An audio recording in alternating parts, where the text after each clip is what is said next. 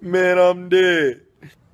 So I've been really obsessed with the car races as of late. I mean, we've got Here Mario we Kart go! World, we have Sonic Hey, Racing this is Cross Worlds, sweet! and even Kirby Air Ride is about to come out. I mean, all these games are really insane and really lots of fun. However, with the new games, there's only one issue. I have a Switch 1. I don't have a Switch 2. I can't play Mario Kart World. And I mean, if you look at these prices of these games,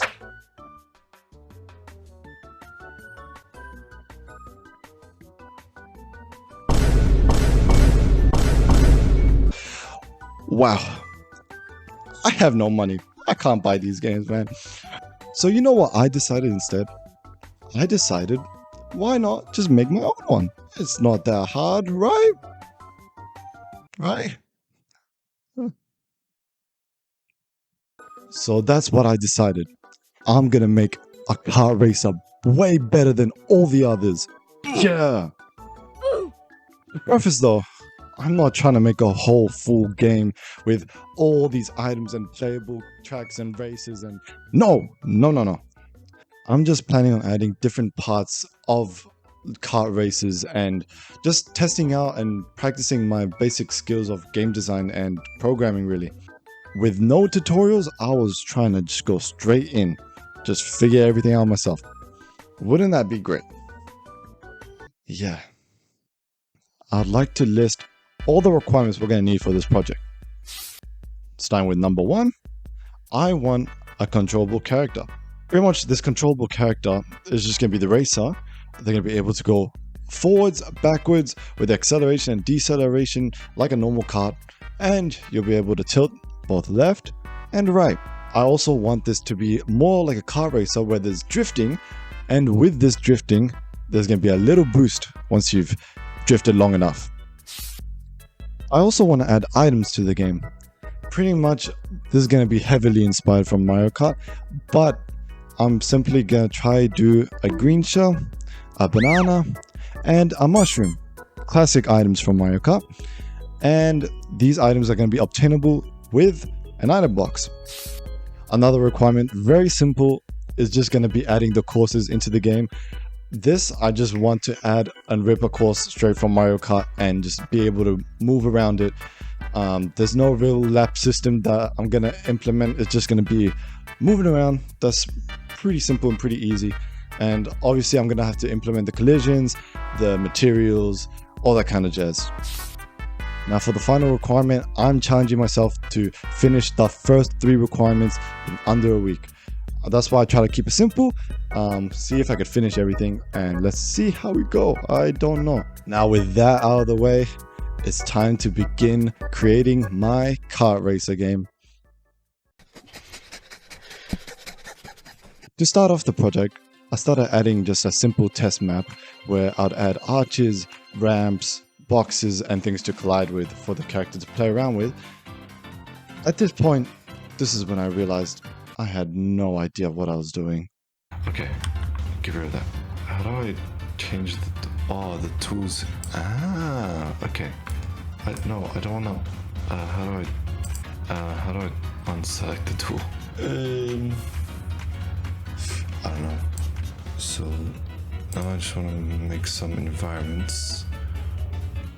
Does this make it bigger? 100? Oh, it does. Okay, there we go. 100 by... Oh, nice. Okay, there we go. After that long struggle, I have a test stage that I can move the player around in. Now with that all set up, I just need to actually begin creating the character. To begin testing the movement of the character, I added in a little object. You know what? Let's call him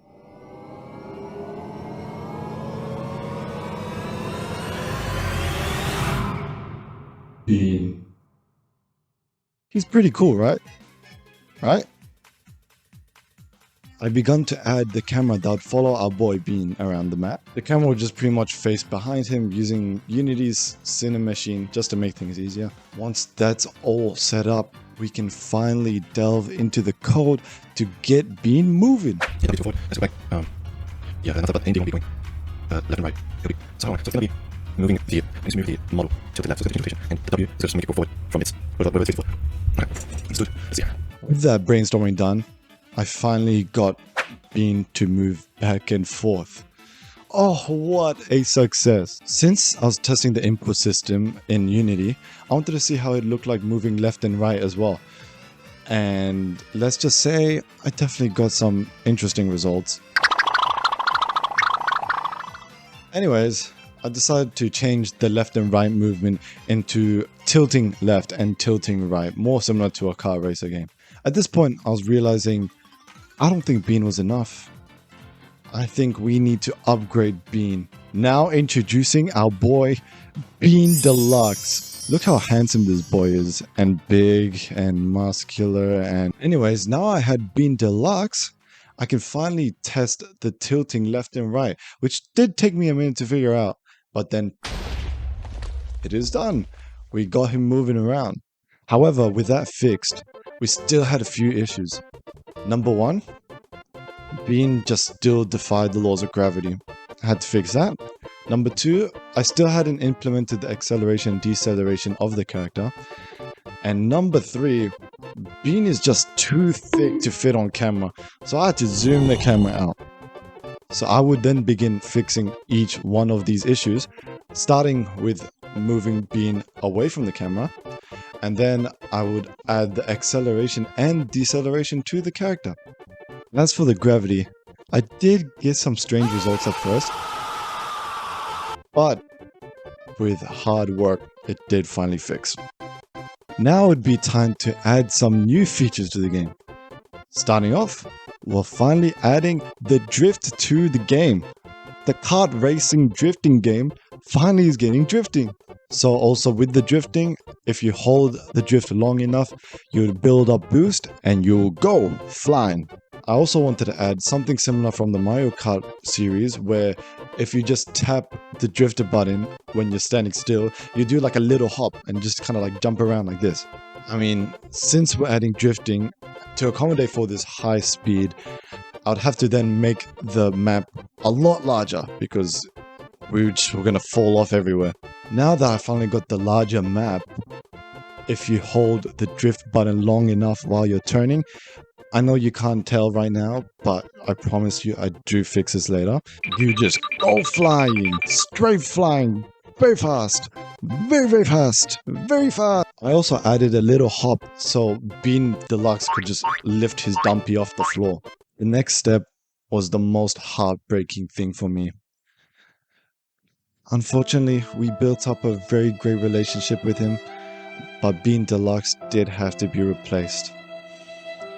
Just to make the visuals nicer, even though he's very beautiful, we did have to find models online off the models resource to replace him.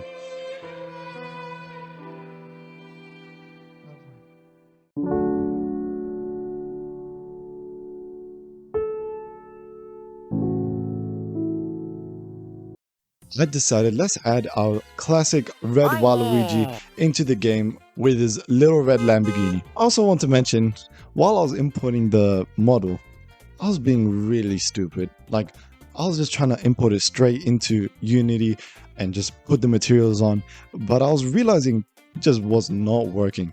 So then that's when I'd install Blender, I'd import the model into Blender, and then I'd export it from Blender, where I'd finally be able to add the materials to each polygon.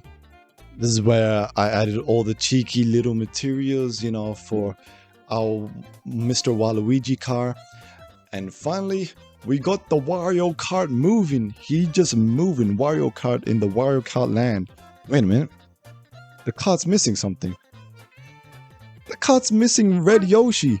I then spent the next few minutes fitting our big dumpy boy into this little tiny car. And then finally, after some tweaking around, we got him in. He's moving around. Look at him go. Wow, isn't that amazing? I wanted to add some drift particles because it clearly wasn't very obvious when you were drifting. You kind of just like drifted long enough and then just went over something. So what I decided to do was I would add Unity's particle system into the two back exhausts of the kart.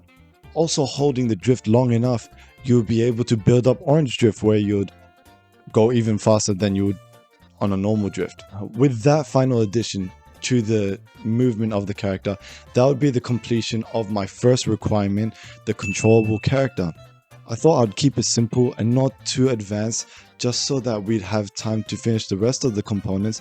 And I know it's not the greatest, however, I think it was at a point that was acceptable at this moment. Now the next thing I wanted to tackle, just because it was easier, I decided I wanted to add the course into the game.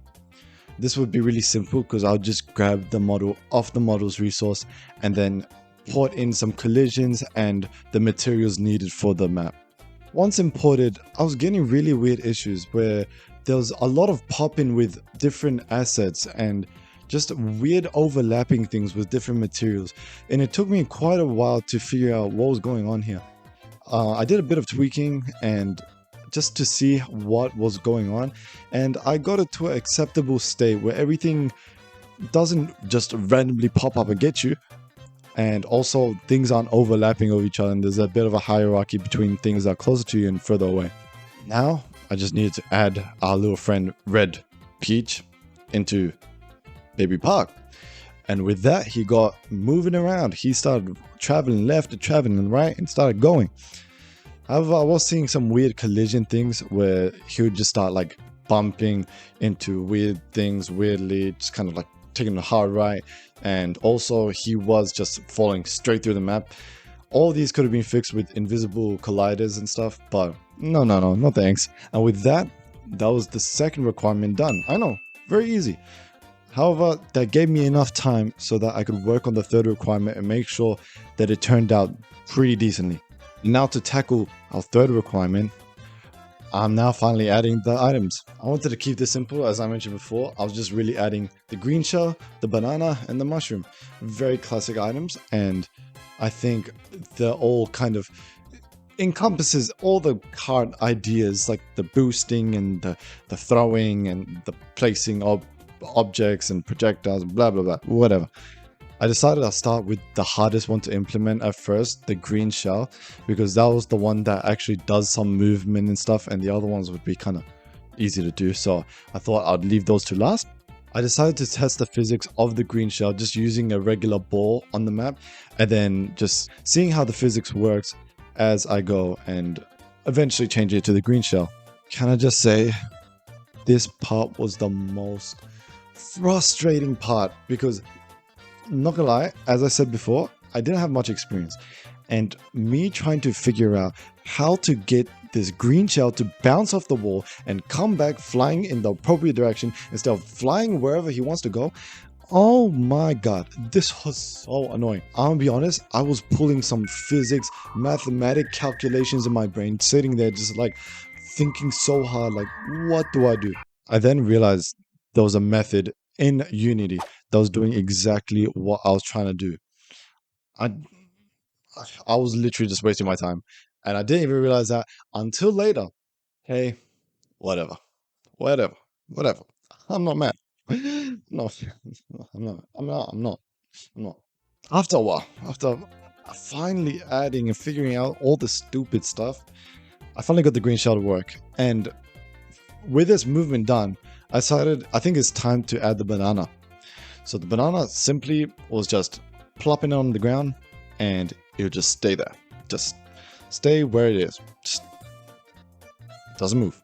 Now I had the green shell and the banana into the game. I wanted to add something that's unique between them. They actually damage the player.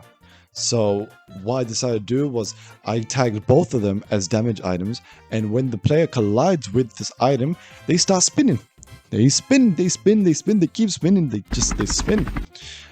This also slows down the momentum, obviously, and it's supposed to be a hindrance, as it entails, I guess. I don't know. Then I added the mushroom. It was very simple. Just if I got the mushroom, it increased the speed of the cart. Simple as that. With all these three items added, I think this was the time where I decided, let's just add the item box. I mean, it was kind of frustrating for me to just keep manually adding the items. So I decided, let's add an item box where once you collide with the item box, it will give you a random item. I obviously added the sprites from Mario Kart DS, and honestly, it turned out really great. I added an animation to it as well. It just bobs up and bobs down and kind of like spins around like this, like fidget spinner. I don't know. But I mean, I think it turned out really great. And once you collide with it, it disappears for a bit and then comes back, and you get a random item from it. And obviously, if you hit it again, you can't get another item if you already have one. So yeah. And with that completed the third requirement of my project. And you know what? I had finished it under a week. Yes. After finishing the week-long project, what do I have to say? Firstly, it was actually really fun. It was really fun for me to figure out things on the spot and just kind of wing it in a way. I mean, I didn't really use any tutorials, obviously search things up where I was lost, but it really helped, and it helped me learn more just doing it on a whim. And also just adding these things and finishing a project and seeing it through to the end, it just felt like I was getting something out of it. I felt like I was getting some experience. And the best part of just not knowing what was going wrong and then it just being solved was just, it was such a great feeling. And honestly, if you want to do a project like this, just go for it. I think it's so much fun and it's really enjoyable experience. You would not regret doing it. Honestly, I feel like if I were to do it again, I would be able to do it so much faster just because I learned so much. I learned and experienced and understood how these things work. And if I try to do another project in the future, I'll be able to do it so much quicker. And it's just so much easier. Now for the real question. Is the game good itself? Can I be honest? Not really. Like it's very broken. It's not a great game. And the drifting is weird. The items are okay. But there's a lot of weird things. There's no animations. It's not even really a full complete game. But the beauty of it was that I could just add more to it if I really wanted to. Who knows? This project could go even further. And I have the basis of it to work on. This is a sign for whoever is holding off on anything. Just if you want to do something, just do it. Just start. It is better than telling yourself you're going to start and never starting. This was a great experience for me, and I'll continue to develop my skills and make more games and do all this stuff. I hope you'll be able to experience this with me and see my growth as I improve every day. Yeah, I still can't afford a Switch 2.